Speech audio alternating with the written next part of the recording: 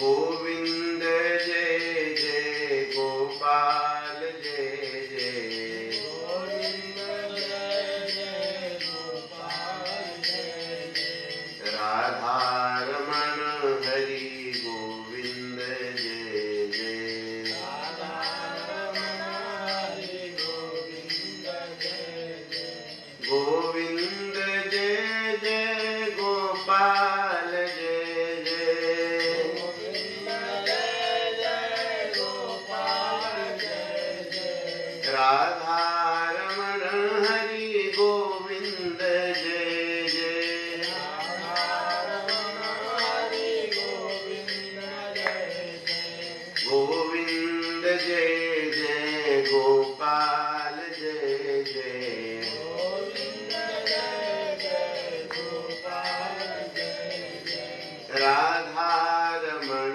हरि गोविंद जय जय राधारमण हरि गोविंद जय जय श्री वृंदावन बिहारी लाल की नमस्तस्मै भगवते कृष्णाय कुंठमेधसे राधाधर सुधा सिंधु नमो नित्य विहारिणे राधां कृष्ण स्वरूपां मयि कृष्णं राधा स्वरूपिणं कलात्मानं निकुञ्जस्थं गुरुरूपं सदा भजे प्रपन्न पारिजाताय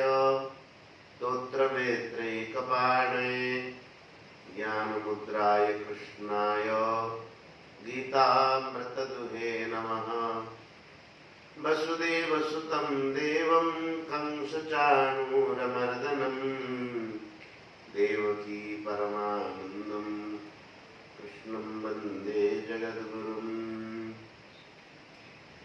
श्री भक्तवांछा कल्पतरु भक्तवत्सल प्रणतजन वत्सल श्री भगवान की असीम अनुकंपा से संत महापुरुषों के परम अनुग्रह से हम लोग प्रातः काल स्वामी जी महाराज जी के सत्संग के पश्चात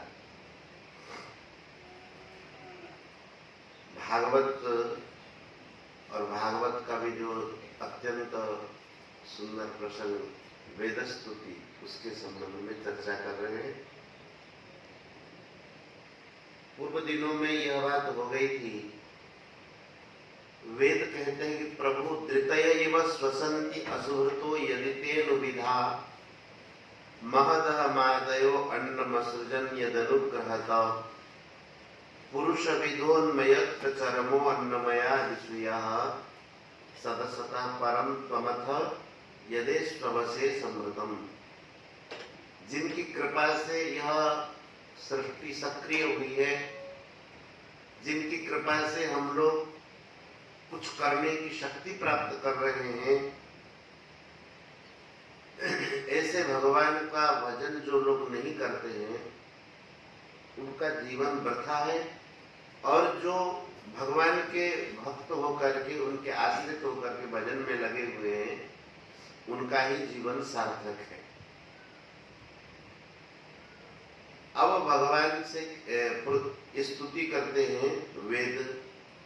उदरमुपासते यऋषिवर्त्मसुकोर्पदृशः परिसर पद्धतिं हृदयमारुणयोदहरम् तत उदगाद अनंत तव धाम शिरः परमम् पुनरिह यत् समेत्य न पतन्ति कृतान्त मुखे। वेद कहते हैं कि भगवान संसार में रुचि योग्यता और भावनाओं के अनुसार अनेक प्रकार के साधक होते हैं, अनेक मार्ग के साधक होते हैं। वे सब बड़े ही प्रशंसनीय हैं और इस संसार में भवसागर से सब मुक्त हो जाते हैं, जन्म मृत्यु के चक्र से सब मुक्त हो जाते हैं, कोई भी साधक क्यों न हो। उदरम उपासते ये ऋषिवत्म सुपूर्वदृशा। कूर्पदृशा का मतलब जो सूक्ष्म बुद्धि वाले। भागवत में कूर्पादिषु भ्रमति में मना, गीत गोपी गीत के अंतिम में नहीं है। कूर्पादिषु माने ये तीक्ष्ण कांटे वगैरह, कोष कांटे बड़े तीक्ष्ण वाले होते हैं। तो जिनकी दृष्टि ऐसे कूर्पदृशा अत्यंत तीक्ष्ण बुद्धि वाले जो है, वे क्या करते हैं, ऋषि वर्तमासु, ऋषियों के इस मार्ग में, ऋषि परंपराओं में जो वेदांतोक्त उपासना है, वेदांत के द्वारा जो उपासना के मार्ग बताए गए हैं, ऐसे कुछ जो है भक्त लोग इस मार्ग में चलने वाले सूक्ष्म बुद्धि वाले कौन कौन है? आरुणादय, हृदयम आरुणय हुआ है ना, आरुणय माने अरुण वंश के कुछ जो है उसी वंश में जन्म होने वाले सूक्ष्म दृष्टि वाले कुछ लोग क्या करते हैं? उदरम उपासते, उदर में भगवान का उपासना करते हैं। किस प्रकार से? भगवान जठराग्नि के रूप में उदर में है। सर्वस्य चाहम हृदय सन्निविष्टो मत्तः स्मृतिर्ज्ञानमपोहनं च वेदैश्च सर्वै रामेव वेद्यो वेदांत कृत वेद विदेव चाहम। और भगवान कहते हैं कि मैं जठराग्नि रूप से प्राण अपान से युक्त सब भोजन को पचाता हूं। अहम वैश्वानरो भूत्वा प्राणिनां देहमाश्रितः प्राणापान समायुक्तः पचाम्यन्नं चतुर्विधम्। कहाँ कहा है श्लोक?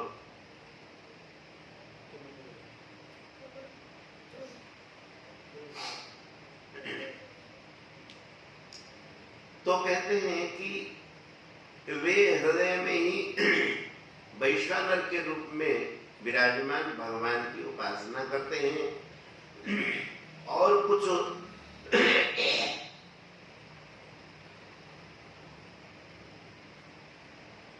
लोग परिसर पद्धति हृदय दहरम आरुणय, अरुण वंश के कुछ ऐसे महर्षि परिसर पद्धति, परिसर करते हैं कि परितः सरती की परिसर, जो चारों और सरती जो फैला हुआ है। हमारे शरीर में बहुत सारी नाड़ियां, नाड़ियों से मानो ये शरीर बंधा हुआ है, हर जगह नाड़ियां तो है, तो सब जगह नाड़ियों का विस्तार है। कुछ ऐसा करते हैं हृदय दहर में, हृदयाकाश में, हृदय कमल पर जो भगवान विराजमान है उनकी उपासना करते हैं। इनकी पद्धति क्या है? परिसर पद्धति। ये नाड़ियों के द्वारा, नाड़ियों के द्वारा मतलब प्राण अपान के वायु को संयमित करके नाड़ी में चढ़ा करके परिसर पद्धति, सुषुम्ना रूपी नाड़ी में प्राण वायु को चढ़ा करके, वो उनकी पंथा है, वो रास्ता है, उसी से भगवान की आराधना करना चाहते हैं। और कुछ तत उदगात अनंत तव धाम शिरः परम, ततः, ततः माने जो हृदय दहर, ततः उदगात उससे आगे चल करके, हृदय से आरंभ करके तब परमम धामम शिरः, उपासना करते करते सुषुम्ना को कहाँ भेजते हैं? मस्तक में भेजते हैं, और वह भगवान का परम धाम ऐसा मानते हैं। हृदय से प्राणवायु को सुषुम्ना नाड़ी के द्वारा प्राणवायु को ऊपर भेज करके वे मस्तक पर स्थापना कर देते हैं। वही कहते तथा उदगात, हे अनंत, वहां से शुरू करके तथा उदगात, ये भ्रूकुटी के मध्य भाग में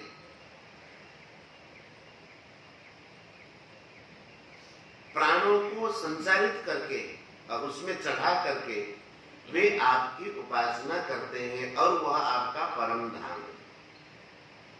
साधक कोई भी हो, किसी प्रकार के मार्ग का साधक हो, वेद कहते भगवान सब श्रेष्ठ है,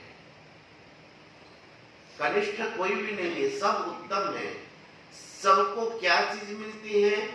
पुनरिहा यत् समेत्य न पतन्ति कृतांत मुखे। यत् समेत्य माने जिन जिन साधकों की बात कही गई है वे पुनरिहा कृतांत मुखे न पतन्ति, वे इस संसार के जन्म मृत्यु के चक्र में, काल के चक्र में पड़ते नहीं। ये सब के सब जो है संसार से मुक्त हो जाते हैं, चाहे मार्ग कोई भी हो। किसी मार्ग में कोई साधक कैसे भी चलता हो, पुनरिहा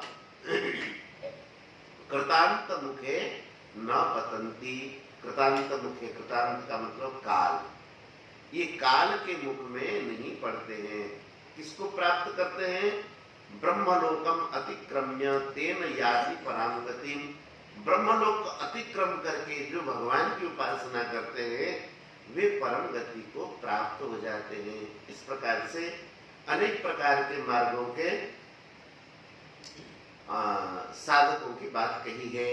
अब आगे कहते हैं, स्वकृत विचित्र योनिषु विषन्निवहेतु तया तरतमतश्च काश्चन लभत् स्वकृतानुकृति।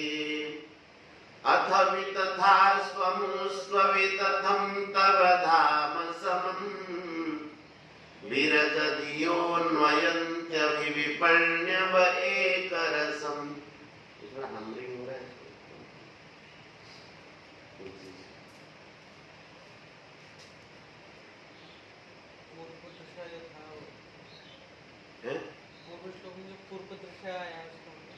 सूक्ष्म दृष्टि वाले, जिनकी बुद्धि बहुत तीक्ष्ण, ऐसे तीक्ष्ण बुद्धि वाले। पूर्वादिषु भ्रमति आया, यत्तेषु जात चरणाम्बुरुं स्तनेषु भीतासने प्रियदधि मयि कर्कशेषु। स्थूल दृष्टि दे रहे। स्थूल दृष्टि दे रहे किसमें?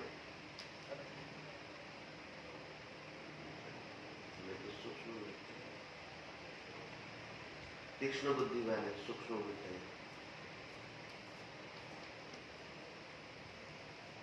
पूर्वादिषु भ्रमति क्या है?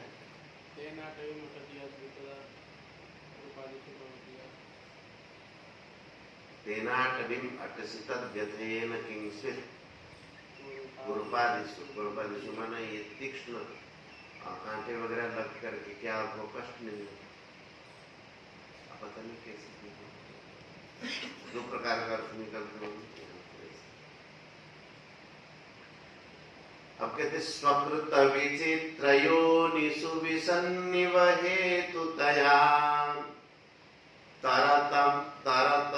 तरतमश्च काश्चन लभत् स्वकृतानुकृति। अथ वितथा स्ववितथं तव धाम समम् विरजधियोन्वयन्त्यभिविपण्यव एकरसम्। कहते कि भगवान ये जो विचित्र प्रकार की योनियां है ना संसार में, कितने हैं हम लोग मनुष्य योनियों में, और भी बहुत योनि है। कोई छोटा है, कोई बड़ा है, चींटी है और हाथी है।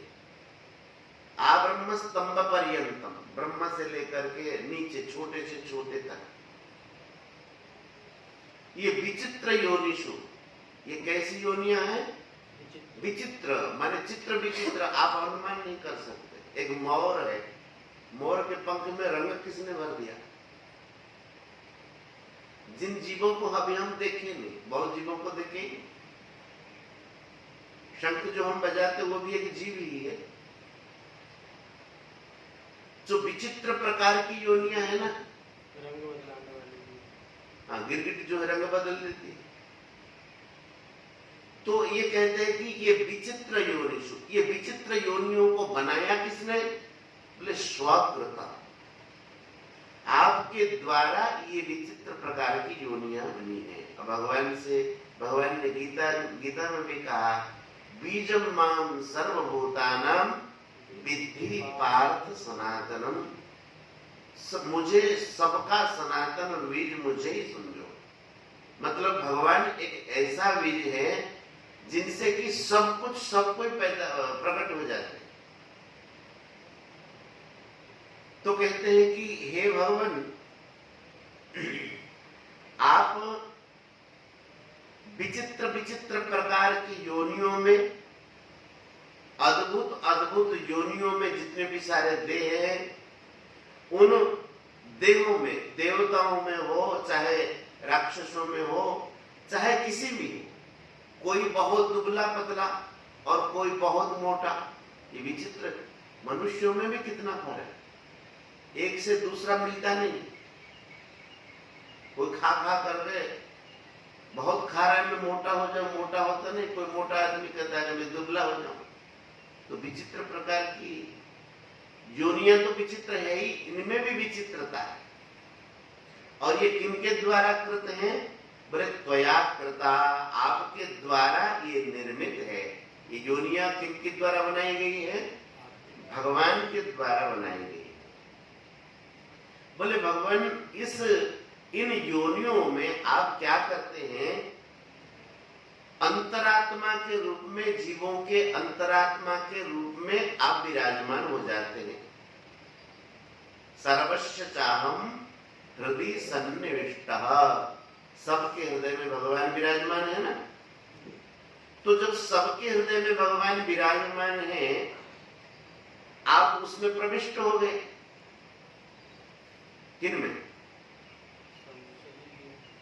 सब योनियों में भगवान प्रविष्ट है ना।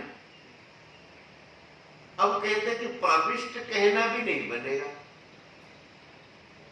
प्रविष्ट कहना तभी बनेगा जैसे ये चश्मा का खोखा, और उसके भीतर हम कहते हैं चश्मा प्रविष्ट है। क्या कहेंगे? इस खोखे के भीतर चश्मा प्रविष्ट है। लेकिन अब कहते हैं कि आपको प्रविष्ट भी कहते हैं, प्रविष्टान्य प्रविष्टान्य तथा तेषु नतिस्वहम्। इस संसार में मैं प्रविष्ट भी हूं और प्रविष्ट नहीं भी हूं। जैसे यथा महान्ति भूतानि भूतेषु चावचिष्वनु प्रविष्टान्य प्रविष्टानि तथा तेषु नतिस्वहम्। शरीर में 5 भूत है, पंचभूत से शरीर बना है, तो पंचभूत इस शरीर में प्रविष्ट है। फिर कहेंगे कि अप्रविष्टान, इसमें प्रविष्ट भी नहीं। क्यों? कैसे? तो कहते कि देखो, कोई दूसरी जाति की चीज कोई दूसरी चीज में रखा जाए तो उसको कहते उसमें प्रविष्ट हो गया। घर में आदमी घुस गया, घर में कुत्ता घुस गया, लेकिन ये जो घर में जो ईंटें लगी हुई है, सीमेंट लगी हुई है, कोई इसको नहीं कहता कि घर में ईंटें घुसी हुई है। वो कहता है क्यों? उसको खोल दिया जाए तो घर ही नहीं रहेगा। तो विषन्निव हेतु तया, विषन्निव का मतलब, इव का मतलब तरह, प्रविष्ट की तरह आप लगते हैं, लेकिन हेतुतया ये सबके हेतु ही आप है। आप ही अनेक रूप से प्रकट हो गए हैं। तो विषन्निव क्या कहेंगे? आप ही है इन रूपों में। समझ में आई? इसलिए विषन्निव, प्रविष्ट हुए की तरह आप है, लेकिन जब हेतु ही आप ही है, हेतु माने कारण, जीवों के कारण, जितने भी शरीर है उनके भी कारण है भगवान। तो बोले कि आपको इन सब में प्रविष्ट कहना, एक शरीर कोई अलग था उसमें आके भगवान घुस गए, ऐसा तो नहीं हुआ। भगवान का ही ये बनाया हुआ है।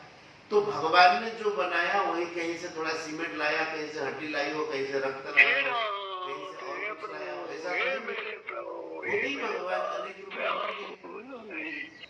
तो हेतु तया, हेतु के कारण आप इस संसार में प्रविष्ट दिखते हैं, लेकिन आप ही अनेक योनि से बने हुए, अनेक योनि। एक उदाहरण देते हैं कि कैसे, इसको एक बड़े सुंदर ढंग से समझाते हैं। तरतमः, तरतमतः, तर प्रत्यय और तम प्रत्यय है। एक से एक बढ़कर के जब किसी चीज का वर्णन किया जाता है तो तरप, जैसे श्रेष्ठ तर और श्रेष्ठ तम, तो कहते हैं कि उसी प्रकार से तरतमतश्चकासि, आप विकसित होते हैं। इस संसार में जितने भी शरीर है, कोई छोटा है कोई बड़ा है, अनलवत चकासी, चकास्ती, अनल के समान आप जो है विविध प्रकार के प्रतीत होते हैं। जैसे आप ये समझो कि किसी लकड़ी में अग्नि लगा दिया जाए, आग लगा दी जाए। अब ये जैसे ये पाटा है, इसमें आग लगा दी जाए तो आग कैसे दिखेगी? पाटे के जैसे दिखेगी। और छोटे से गोल लकड़ी में आग लगा दी जाए, आग कैसे दिखेगी? गोल जैसे दिखेगी। चौकोर लकड़ी में, टेढ़ी मेढ़ी लकड़ी में, छोटी सी लकड़ी में, और कहीं एक बड़ा सा ढेर है पुआल का, उसमें आग लगा दी गई तो आग कैसे दिखेगी? लगेगा कि आग को कोई पूछे कि आग कैसी है, बोले पहाड़ जैसा, पहाड़ जैसी आग, कहते कि नहीं। तो छोटे बड़े योनि के कारण, छोटे बड़े माने छोटे बड़ी लकड़ियों के कारण आग जैसे कभी छोटी दिखती है कभी बड़ी दिखती है, लेकिन वस्तुतः अग्नि तत्व न तो छोटी है और न बड़ी है। विविध योनियों के अंतर्गत ये प्रविष्ट होने से ये से दिखती है। अच्छा, अब देखो लकड़ी में जो आग प्रविष्ट होकर के बड़ी दिखाई देती है, कोई ऐसा थोड़ी कि आग बाहर इतनी बड़ी आग थी और लाकर के उस लकड़ी में घुसा दी गई। उस लकड़ी में ही वो ईंधन तत्व है, उसको बाहर से केवल अग्नि का स्पर्श कर दिया गया, लकड़ी अपने आप में ऐसे दिखने लगी। तो वही कहते अनल के समान, अग्नि के समान स्वकृतानुकृति। स्वकृतानुकृति मतलब जैसी योनि है, मतलब जिस प्रकार से वह उसका रूप है लकड़ी का, स्वकृत के स्वकृतानुकृति, उस योनि के अनुरूप ही वो अलग अलग प्रकार से वह अग्नि दिखाई देती है। उसी प्रकार से हम लोगों को लगता है हाथी में बड़े ठाकुर, बड़े भगवान हाथी में, क्यों? बड़ा है, वो बड़ा है, उसमें बड़े भगवान। और चींटी में छोटे भगवान। चींटू को मार दिया जाए तो केस होता है, हाथी को मार दो तो, चींटी को मारने में हाथी को मारने में क्या फर्क है? वो बड़ा दिखाई देता है और लगता है कि मर गया, और चींटी को कितने आप रोंद देते। तो बोले नहीं, चींटी को भी मारने नहीं चाहिए, क्योंकि उसमें भी उतना चैतन्य है जितना कि हाथी। देखने में शरीर बड़ा हुआ, अग्नि के छोटे से कण में आप हाथ लगाइए, वो वही काम कर देगी जो बड़े ढेर में।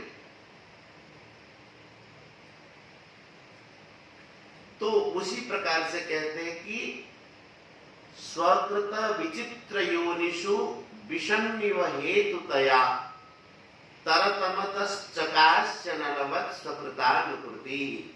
स्वकृत के स्व योनि के अनुकृति लेकर के अग्नि भी उसी प्रकार से दिखाई देती है। अतः हे भगवान, अथ वितथासु अमूषु अवितथम तव धाम समम। कोई ऐसा कहे कि हाथी को जब मार दिया गया, चींटी को मार दिया गया, उसके भीतर भगवान है, वो भी मर गए। भगवान तो मर ही जाते, ऐसा भी तो कह सकते हैं। हाथी में भगवान है और हाथी को मार दिया तो भगवान मर गए कि नहीं? ऐसा कह सकते हैं कि नहीं? कोई कहेगा आपके भगवान को मार दिया, क्योंकि आप कहते हाथी में भगवान और हमने हाथी को मार दिया अथवा चींटी को मार दिया तो भगवान को मार दिया। बोले कि नहीं, यही तो समझना है। अथ वितथासु अमोसु योनिषु, ये जितने भी शरीर है ना, ये वितत है। वितत माने सब कुछ नष्ट होने वाले। वितत का अर्थ होता है वृथा, लेकिन वितत का ये भी अर्थ होता है जो सत्य न हो, जो मरने वाला हो।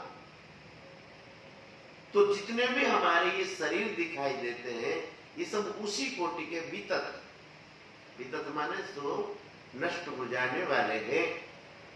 अथ वितथासु अमोसु योनिषु, भगवान ने गीता जी में भी बार बार कहा, समम पश्यन्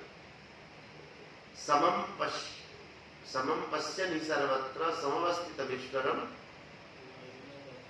न हिनस्त्यात्मनात्मानं ततो याति परां गतिम्। उससे पहले समं सर्वेषु भूतेषु तिष्ठन्तं परमेश्वरं विनश्यत्सु अविनश्यन्तं यः पश्यति स पश्यति।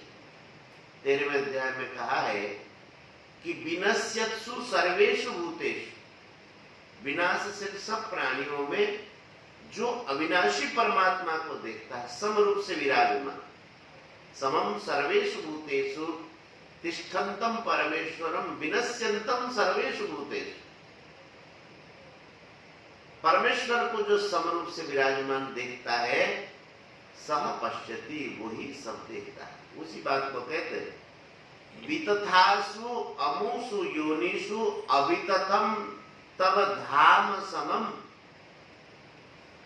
विरजधियः अन्वयन्ति अभिविपण्यव एक रसम।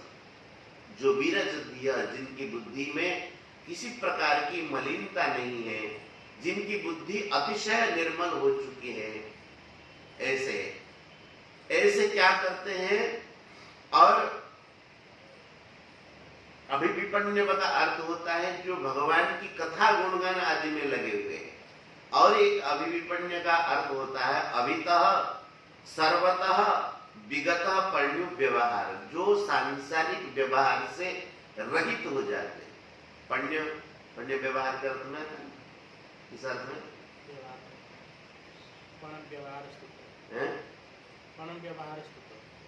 हाँ, पण व्यवहार स्तुतो दो अर्थ में, स्तुति के अर्थ में भी और व्यवहार के अर्थ में। जो भगवान की स्तुति सुनने में लगे हुए हैं, जो भक्त लोग भगवान की कथा सुनने में लगे हुए, इस प्रकार का ज्ञान भी किनको होता है कि ऐसे योनियों में जो विनाशशील हो, उसमें अविनाशी परमात्मा को कौन देखता है? किनकी बुद्धि सही है?